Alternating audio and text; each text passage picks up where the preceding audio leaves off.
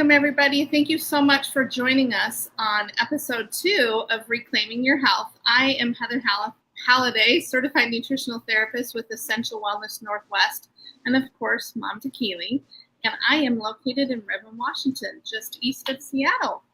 Hi, Heather. I am Deanna Wilcox, and I am a certified health coach with Thriving with Deanna, and I'm located in Vermont, and I'm mom to 2 amazing boys.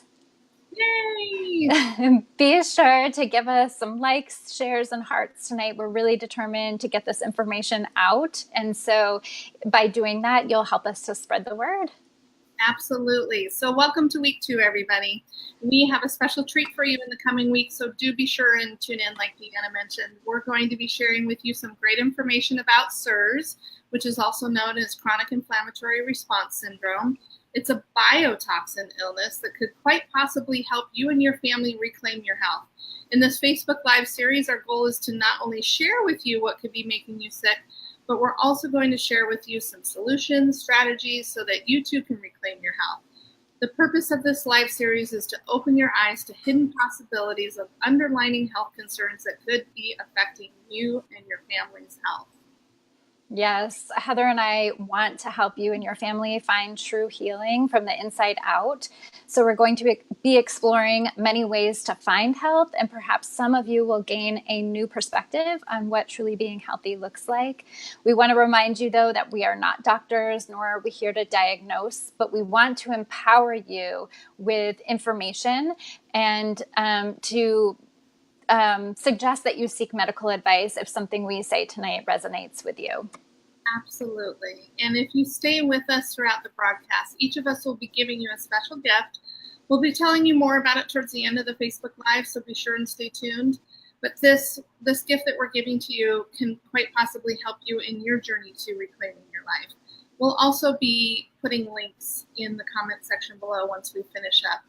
So here we go. Yeah, let's get started. Heather and I just wanted to share with you a disclaimer before we did start about being really careful with resources that you seek out in regards to CIRS, whether it be the mold toxicity aspect, cleaning up mold in your home, Lyme.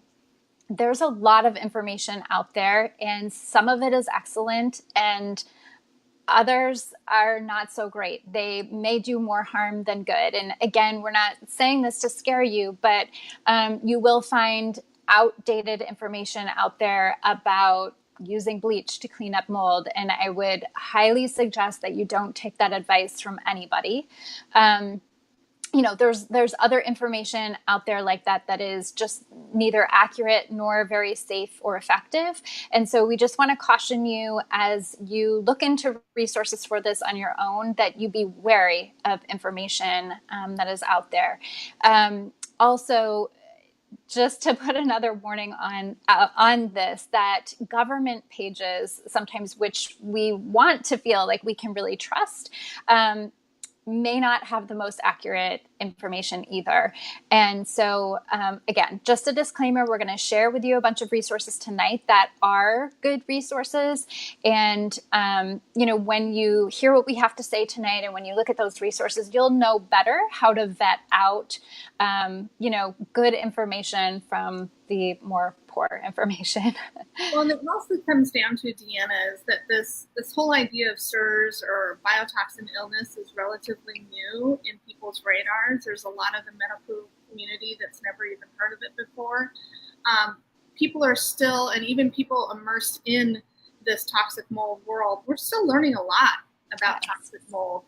And I think it's going to take a number of years for everything to catch up. It's usually, when anything's discovered, whether it be in science or health, it's usually somebody that got spurred in some way to discover more. And so it just takes time for data and information to catch up. So it's not that anybody's right or wrong. There's just a lot of information that needs to be learned. And so this is a big part of why we're sharing the resources that we have with you, so that you can get accurate information when it comes to this diagnosis and this condition. Yeah, I think one of the things that is super surprising to me is that there's a statistic out there that it takes like 16 years for doctors to incorporate into their practices new data from scientific evidence. And so, this is kind of another example of that. And it's a little, although this was discovered by a medical doctor, this is, just a little outside of the norm. It's outside of what most medical doctors are looking at. And so, again, we're going to share with you how you can find help tonight. Yeah, just to make that kind of in relative context, I've been gluten-free for 20 years. 20 years ago, nobody knew what gluten was. Now it's on TVs, local news, and everywhere. And I have no doubt that eventually toxic mold and what we're sharing will be too. So anyhow, let's get going. We have so much information to cover, don't we, Deanna? We do. So we're going to be talking about how we got tested for CIRS. And Deanna, I would love to hear your story about how that all came about. Yeah, so I as I said last week, I really explored this on my own and took it to my doctor. I was seeing a naturopath. I had just started seeing that naturopath probably 6 months or less earlier, but we had developed a good relationship. And as I said, my health really unraveled in the fall of 2012. And I was seeking reasons for what was going on. And so by the winter of that year, I was just really digging deep. I think actually it took almost another full year for me to really kind of get to the bottom of it. And, I was uncovering information that seemed fitting to me. And I started working with another practitioner who is very well qualified, very well known in the field of functional medicine. And even he was not fully aware of this at the time. And so I was just digging, and it was me who found the information and brought it to my doctor. And I said, look, I think this is what I need to be tested for. And she was in full agreement. Oftentimes, and we're going to get into this, there are doctors who are certified in dealing with this process, and she was not. And so it was all new to her, and we sort of trudged through it together. We made some mistakes and had to sort of work through those. But it was my own research that led me to being tested and eventually diagnosed with CIRS. So, and that's a perfect example, kind of what we touched on last week. It's like sometimes we do have to take control of our health. If we know in our gut, if we know something isn't right, and the answers that we're being told aren't in alignment with how we're feeling, please do not give up. And if it's not your general nature to keep on seeking, then you seek help of somebody that can help you do that, whether it's a family member, a friend, a professional. It doesn't matter. Don't give up on your gut instinct when something isn't settling right with you. Yeah, for sure. Yes, absolutely. So tell me a little bit more, Heather, about how you realized you needed to be seeking out, this diagnosis, or what made you realize that this might be a problem for you. Well, I touched a little bit on it last week also, but it was really a combination of things that kind of came together. After the birth of my daughter, followed by the horrific car accident, and then ultimately 5 surgeries in 14 months, I was a mess, legitimately a mess. But the fact that I was doing all these things, I was doing detoxing, because I figured I was pretty toxic from all the anesthesia and pain medication, and nothing was shifting and changing. I just knew that something wasn't right and that I needed to dig deeper. And so when I was looking as a nutritional therapist, a big part of what I do is help people find the right healing diet for them to heal whatever condition is going on with them.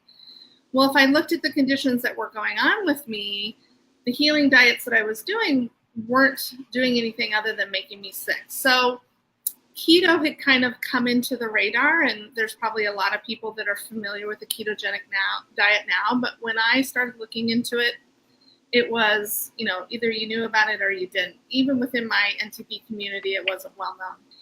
And I did the keto diet, which totally added up to what was going on with me. And I got so sick. And I thought, okay, I must be doing something wrong. I did more research. I found a fellow NTP who was very versed in the keto diet. I ended up following her program, and I got really sick. So she also is also well known in the NTP community as well as the keto community. And I was listening to some of her podcasts, and she happened to be talking about this condition she had called chronic inflammatory stress response. And without even pausing, I said, oh my God, that's me. I just know that that's me. But then she said mold. And I thought, never mind, that's not me. I don't have mold. I don't see mold. There's no mold in my house. I pay $3,000 a month. There's no way there's mold. And I kind of shoot it off. But after doing her keto diet, and I wasn't making progress, and my blood markers, I was supposed to be an anti-inflammatory body, and my whole body was inflamed. I thought, okay, I'm going back to this chronic inflammatory stress response. I reached out to this individual privately and said, do you think that this could be going on with me? And of course, just like we don't diagnose, but she says, you might want to check in and see if that's a possibility. And here's the name of a blood test I want you to take a look at getting tested for. And so through my own research, I found a naturopath in the area who was trained by a world-renowned medical doctor, Dr. Klinghardt. He's one of the top leading docs for CIRS and Lyme. And I thought, well, crap, if she worked with him, she's got to be pretty good. So ultimately, she ended up doing a bunch of various tests and confirmed that not only did I have the gene mutation, but it was active and running wild. So, yeah, that's it in a nutshell. Quite the experience. So, similarly, it was like, it wasn't a quick experience of like, this is what's going on. And often it's not. I feel like a lot of the people who find out that they have CIRS are those who have been down the road of, experiencing kind of one thing after another and realizing that they're not experiencing the change or healing that they would expect from, more typical approaches. And they end up, down this road, like, what more is going on? And I have faith that people are going to start getting diagnosed sooner, because I do see, since I was diagnosed officially over about 4 years ago, a little over 4 years ago, things have expanded, and there's like so much more information even since then. And so that's why we're here. We really want and I have to say too, because I know people are familiar with autoimmune disorders. If you have one or two or several that seem kind of out of character, let that be a red flag too, because these molds actually kill and suppress your immune system. It makes you more susceptible to autoimmune type diseases. So I forgot to mention that last week, and I think it's a very valid point, especially if your autoimmune condition doesn't seem to be resolving. There could be that underlining thing going on as well. Yeah, and the other side of that, Heather, actually, is that so both mold and Lyme can do, they can both ramp up the immune system or make it suppressed. And sometimes it can be a combination of the two. And I actually experienced sort of the opposite of you, where I was not ever getting sick. My entire family would get something and I would be the only one standing like strong, like I had no sign of getting it. Or I would know that my body was fighting it, because like I'd have about 2 weeks of just not quite feeling myself, but I was never down and out with it like they were. And so it can be sort of both of those things, but having your immune system ramped up to that extent can also be a factor in autoimmunity. And so, either way, it is something to be aware of. Yeah, if things aren't matching up, folks, just make note and pay attention. It's really absolutely. Yes. Yeah. So I think we want to move on and just talk about, where this diagnosis comes from and some ways to get diagnosed. We want to remind you, as we talked about last week, that medical doctor Richie Shoemaker was the one who really found out about CIRS, who identified it. And it is, as we've mentioned a few times, a genetic condition. And there is a genetic test that we're going to share with you tonight so that you can be tested for the gene. If you have the gene, it doesn't necessarily mean that it's active. So then we're going to talk about follow-up testing that you can do to determine if you actually have CIRS. You can learn more about CIRS at survivingmold.com. That's Richie Shoemaker's site. And he has created a program to certify doctors and practitioners. We talked about this before in his protocol, which is often called the Shoemaker Protocol. And the physicians or practitioners who have been certified are called Shoemaker practitioners usually. But we want to share with you, too, that there are many medical doctors or naturopathic doctors, other functional medicine practitioners that may not actually be certified as a Shoemaker practitioner, but they can be just as qualified to treat. They, many of them will know the protocol very thoroughly.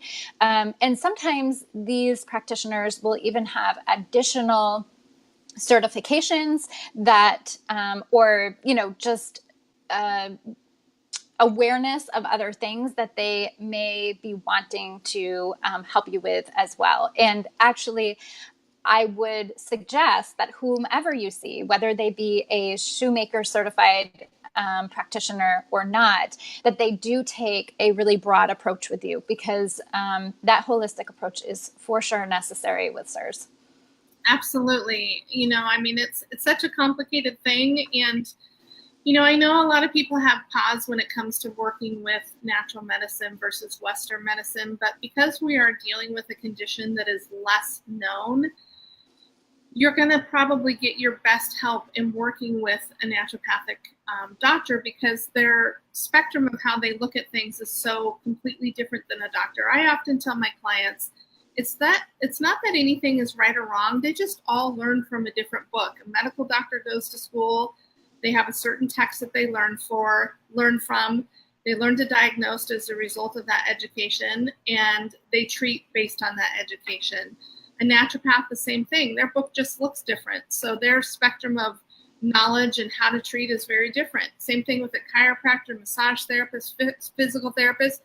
You could have the same diagnosis, go to any one of those practitioners. They're all going to have a different way of treating you based on their education. So even if it feels uncomfortable, the idea of seeking out natural medicine, if you're really trying to seek overall health, just keep an open mind, because they could actually be the one person that could save your life or help you or get you in the direction you need to go, which is a big part of why we want to share this news.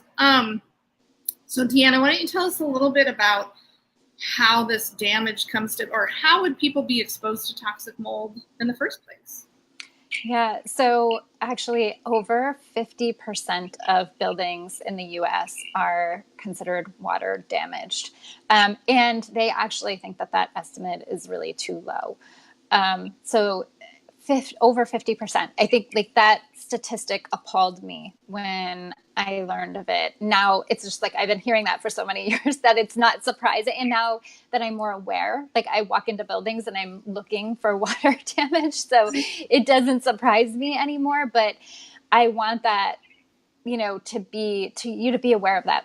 It's a large percentage. And, again, it's not to scare you. It's just to make you aware. The location of where you live in the world doesn't matter. Water damage can happen anywhere, and thus mold can happen anywhere. And so we're talking about things like a small leak in a pipe behind the wall that's just drip, drip, drip, that eventually is creating a problem. So when something doesn't dry out within 24 hours of creating some sort of, mess of water, fungus can start to grow. In that time, mold can start to become a problem. And so I think when you know that, it becomes more apparent why it can be a problem in so many places. There can just be these hidden things going on. So I think the more aware you can be in your surroundings of these possibilities is a really good idea too. That way you can stay on top of things if you can see them happening. Obviously, if it's behind a wall, you can't necessarily do that. But it could be like a leak in the roof that's causing an issue in the attic. It could be poor attic ventilation or poor ventilation in your home and high humidity levels within your home. There is a humidity range that you really kind of want to stay within. And so these things can happen quickly, or they can happen over time. It could be one sort of big water damage event that maybe you're not aware of that starts to become a problem, or it could just be sort of happening over time. I also want to interject too that it can be new construction and it can be construction defect. Just because you live in a new building does not mean that you can't have water damage. And in some cases, you might be more likely to have water damage just because they have to kind of flush out the issues. I heard once that like the safest buildings are actually built in the 60s, and that had something to do with how they did construction back then. Don't quote me on that.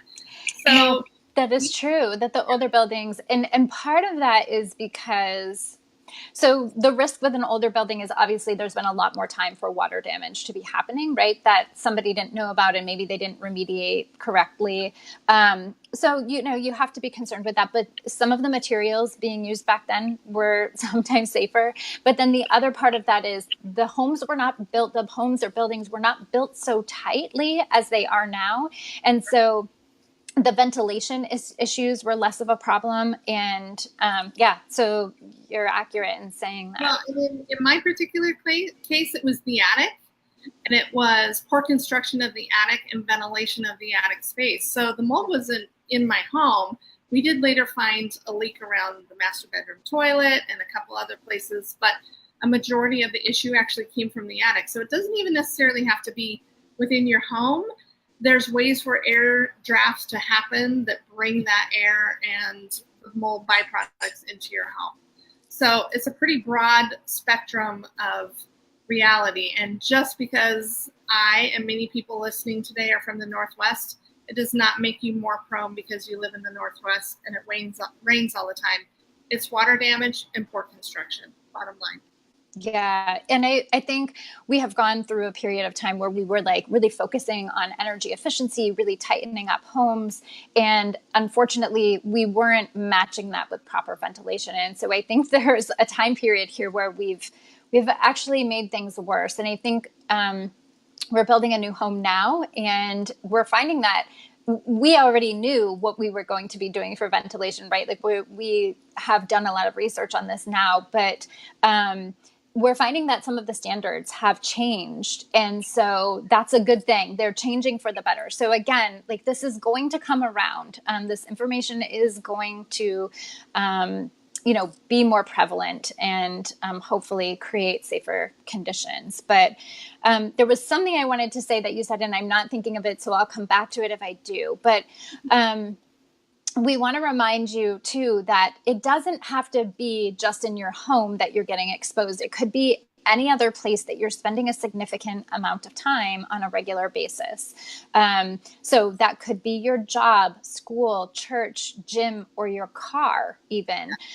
So these are things to just be aware of when it comes to like looking at where you could be coming in contact with mold. Absolutely. And as we go into testing, this is where do the gut check. Like if you had to figure out where you might be exposed to mold, where would that be? Do you feel a certain way when you're at the office? Do you get in your car and you're just kind of like wanting to roll down the windows intuitively? Pay attention to those things. And as we start to talk about testing, the most important thing is if you do seek out professional advice, and we're going to talk about this more in other series, but you want to really make sure that you hire the right people. So we're going to give you a lot of resources that will help you, but there's a bunch of people out there pretending or thinking that they know a lot about mold, but they know a little about mold. They know enough about mold to be dangerous, but not enough to be helpful. So Yes. do be super, super careful.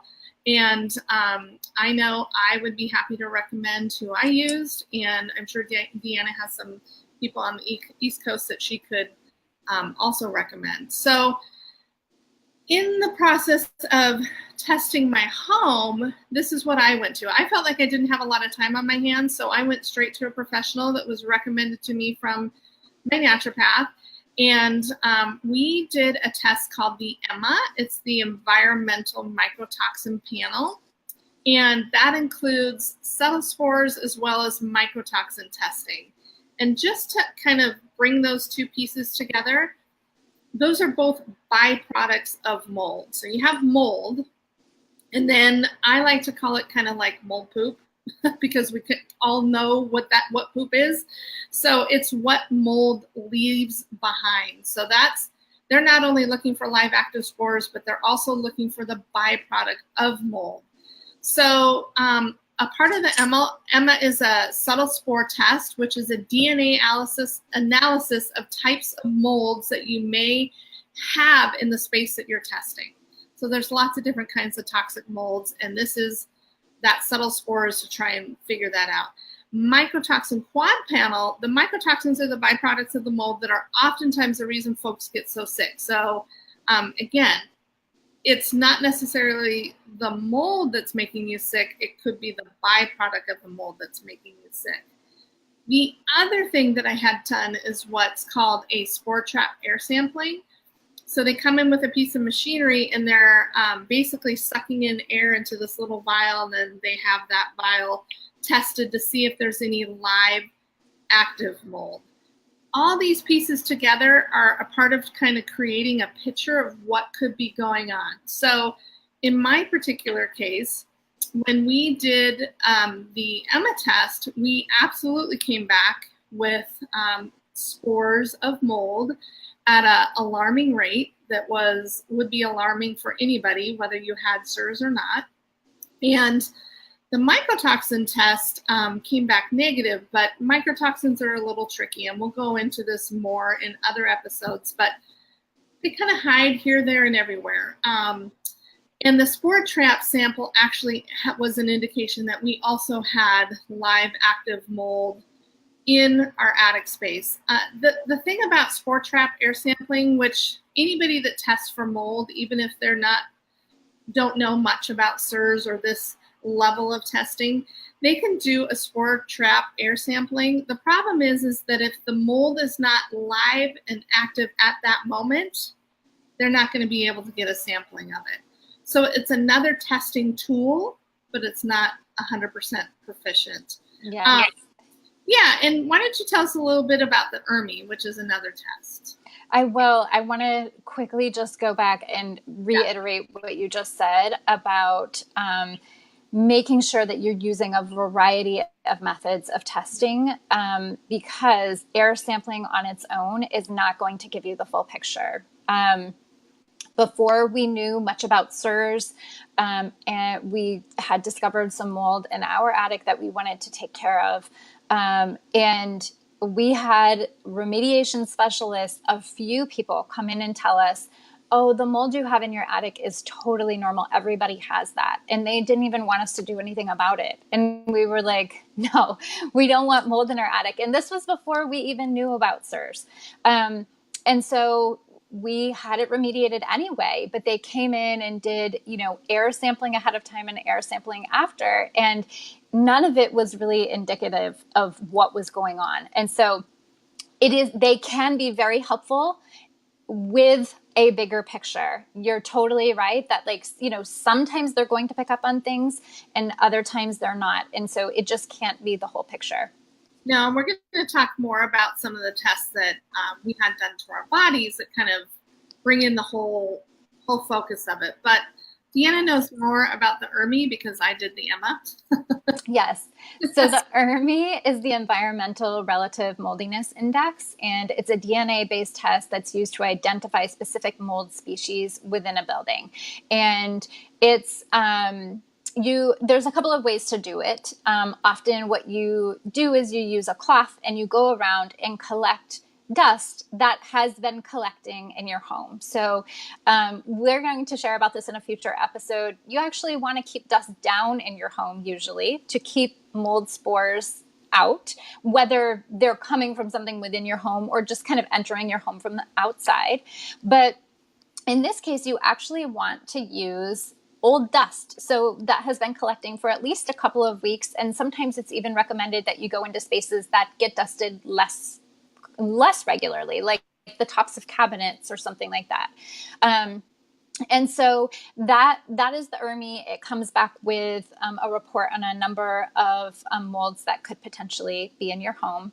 And then from that, the Hertz Me Too can be calculated, which is a scoring system for the ERMI to help determine whether a building is safe for occupancy for someone who has CIRS. And I know one of the tests you used, Heather, you could calculate that as well. Yeah, so be broken down into Hertz Me Too scoring. And I know it's all very convoluted. We're just trying to give you a broad spectrum. Part of the resources we give you will go into a lot more detail than we are. We're just trying to advise you that there's these various tests out there so that you can take your own control over your situation. Yeah. And so when you start like looking at resources on your own, you're like, oh, I remember them talking about that. We just want to start to make you aware. You can get more information about the ERMI or the Hertz Me at envirobiomics.com as well as mycometrics.com. And we do have a resource list that we want to make available to you. We'll talk about that in a little bit, but we can include the links to those places on it. Absolutely. So now that we get onto the body, it's like, well, how do you discover whether or not you have CIRS in your body? And one of the cheapest ways to start is actually to do a visual contrast sensitivity test. And that's actually at survivingmold.com. It costs $15. It's super, super inexpensive. And according to Dr. Shoemaker, 92% of people, CIRS patients, will fail the VCS test. The other 8% may falsely pass the test if they have excellent visual acuity, even under severe inflammatory conditions. So even if you feel in your gut that you could have it and you pass the test, not to worry, you could be one of those 8%. But if you do fail the test, I think that warrants further testing. Absolutely.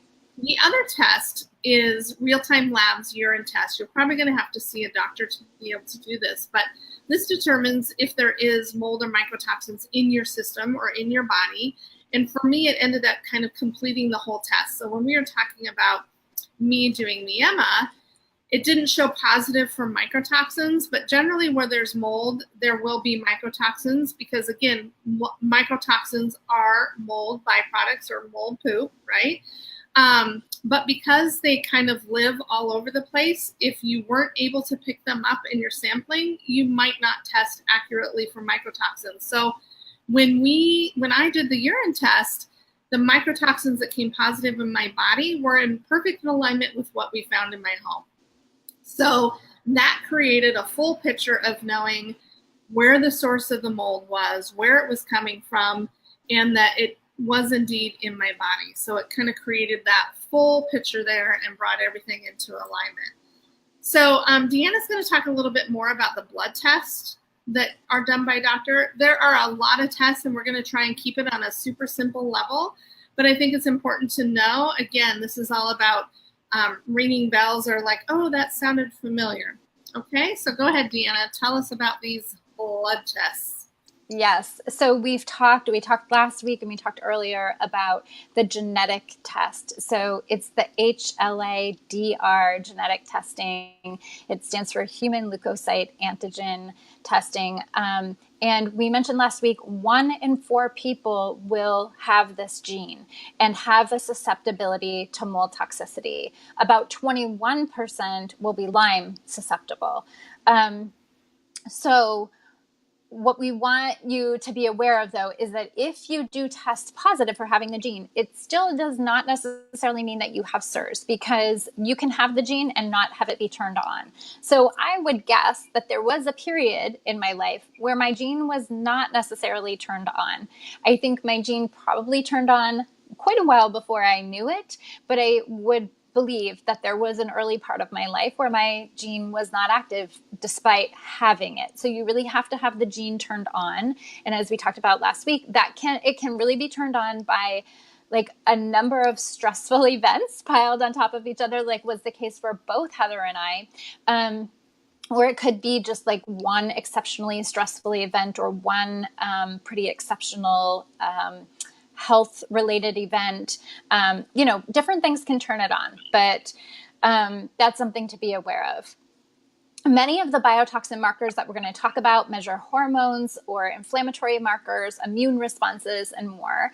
And as Heather already said, the list is rather long, and I'm really just going to tell you the names of the tests again, so that as you go and do your research, you may recall one of the names of these tests and sort of recognize that, oh yes, I am on the right track here. So again, I want to remind you that this is not testing that you're likely to get through your Western medicine doctor.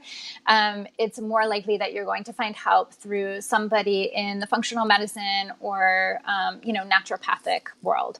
Or a medical doctor who takes a holistic approach. So one of them is vasoactive intestinal polypeptide, or VIP, is how it's more often referred to. And often CIRS patients will have lower levels than the normal range for that. There's also melanocyte stimulating hormone, or MSH. And again, CIRS patients usually have lower levels of MSH. There's transforming growth factor beta 1, or TGF beta 1. CIRS patients usually have higher levels of this. There's C4A, which is often very high in CIRS patients. There's ACTH that can be measured, and cortisol, which are often higher in CIRS patients, although I would say that sometimes cortisol is a rhythm, so it's a little bit more nuanced. Vascular endothelial growth factor, these are a mouthful, you guys, which is VEGF, and CIRS patients actually usually have lower levels of this. There's antidiuretic hormone and osmolality. Those can be imbalanced with CIRS patients. And there's MMP9. I'm not going to try to say that one because I think I'll butcher it. That one, again, is usually high in CIRS patients. And then there is leptin. And for men and women, often the levels will be high with CIRS patients. So leptin, ironically, happens to be associated with weight gain too. So yes. If you have had a problem with weight gain, like I think the normal range for leptin, what is it, like between 1 and 27.5? Mine's at like 78. It's like off the charts, which is another great indication. Yes, and you and I both experienced weight gain with our mold experiences. And so just one other that I want to mention, which is actually not a blood test, but it's a test for what's called MARCoNS, or multiple antibiotic resistance coagulase negative staph infection. Again, it is a mouthful. That's why we call it MARCoNS. It's often present in CIRS patients in their noses or like in cavitations. And can contribute pretty significantly to symptoms, and is often something that will be tested for and treated. So that's another one to know about. Yeah, so all of this information is so overwhelming. So we want to give you some resources that would help you. And if you want a copy of this list or anything that we're talking about, everything from the blood test or the mold testing or these resources that we're going to give you, please email either myself or Deanna. Our websites are mentioned below, essentialwellnessnw.com for Northwest and thrivingwithdeanna.com.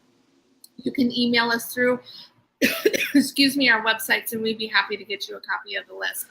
So the first one, of course, we talked about a little bit, which is survivingmold.com with Richie Shoemaker. His site has that visual acuity test that we were talking about. You can also learn more about various lab testings, and there's tons of questions on there. So it's a great, great resource, and the first resource I always point people to. Absolutely. Yeah. There's another one that was really helpful to me called biotoxinjourney.com. And basically, it's just another man like you and I, Heather, who had CIRS. And he has some really great blog posts that go in depth, but also help to put things in layman's terms. So I always found that site very helpful. And there's moldinessmadesimple.com, which this site kind of breaks down CIRS in kind of a course type format and walks you through the whole process of dealing with CIRS and possible mold in your home. So that's great. And one of the best things I got is $10 off of Amazon. It's called Is Your House Making You Sick? It's a beginner's guide to toxic mold. And it's fabulous. So if you're even questioning any of this, just go on Amazon right now and order it. It will tell you a lot about the testing, the HERTSME, the EMA, all of those things. It's fantastic. Yeah. And I just want to reiterate here right now, again, I know we're sharing with you a ton of information. This testing can get costly, but we want to really emphasize that all of these resources that we're sharing with you right now, most of them are free or like $10 or $15. That visual contrast sensitivity test is, $15, $10 if you're buying more than one.